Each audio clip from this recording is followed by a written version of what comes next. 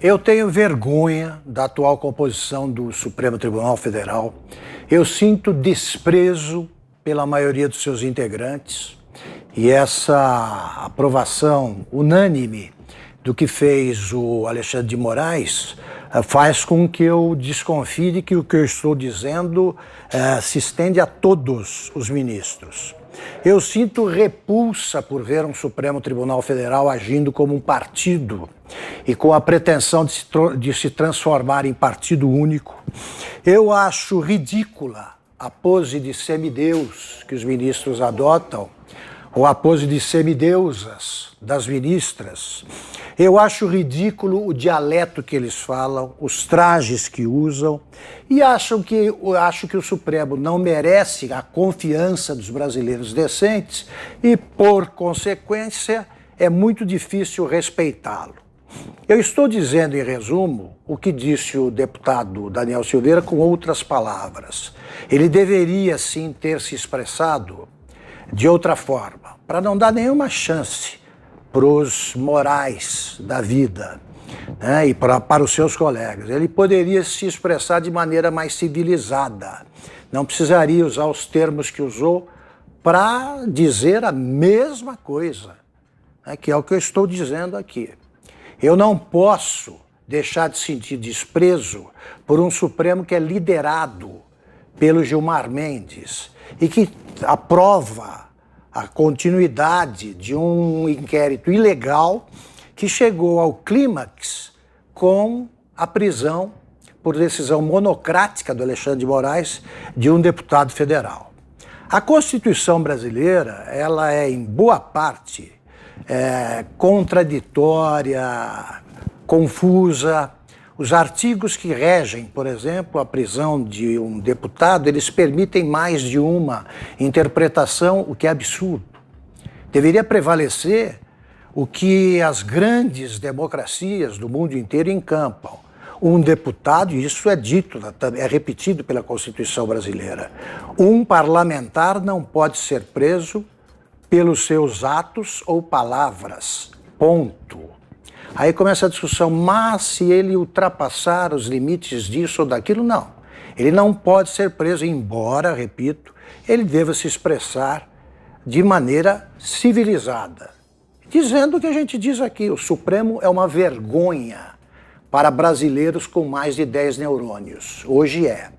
E não adianta essa conversinha que pretende confundir o Supremo com os seus integrantes. Eu respeito a instituição e ela é indispensável a qualquer regime democrático. Não respeito os integrantes do Supremo hoje. Eu não posso sentir respeito, nem confiar numa figura assim, pelo Alexandre de Moraes, que, entre outros defeitos de fabricação, não sabe falar português. O Alexandre de Moraes, eu já disse aqui mais de uma vez, é um mistério para mim, porque os livros que ele publica são bem escritos. E eu tenho certeza de que os revisores são bons, porque ele não sabe falar como pessoas normais quando ele tem de se expressar de improviso. Agora mesmo, no vídeo em que ele tenta justificar a decisão absurda, ele diz assim, jamais está escrito. Aí ele põe um travessão e fala assim, e eu acho que a imunidade parlamentar não significa isso. Aí ele põe, jamais, fecha o travessão, ele põe, e acho que, jamais e acho que, é o tipo da expressão, é o tipo da sopa de letras que é usada por um candidato inscrito no concurso para a admissão à magistratura, esse candidato não tem chance. Numa prova oral, ele é reprovado, assim, leva um 0 com louvor, que é o que merece em português o Alexandre de Moraes. E, no entanto, ele é ministro do Supremo e se acha capaz de atropelar a Constituição, atropelar o equilíbrio dos poderes, atropelar a independência dos poderes, insultar a inteligência alheia. Ele diz que não se pode ofender o Supremo, nem insultar a inteligência e a honestidade do povo brasileiro. Ele diz tudo isso e é referendado pela maioria não, pela unanimidade dos ministros. Seria bom que o Congresso reagisse também por decisão unânime, mas isso não vai acontecer. O Congresso, ele vai impedir que essa prisão continue, evidentemente, não há outro caminho. Mas tem de haver uma resposta para ministros que se confundem com ditadores como Alexandre de Moraes. O inquérito em que ele se baseia para decretar essa prisão é ilegal. É ilegal, precisa ser encerrado imediatamente. Eu já disse aqui também, repito agora, que ele é o detetive que esclarece qualquer caso em 20 minutos, é o delegado que só prende, é o promotor que só acusa e é o juiz que só condena. E ele está fazendo isso agora com deputados. Vai chegar até onde o Alexandre de Moraes para que haja uma reação?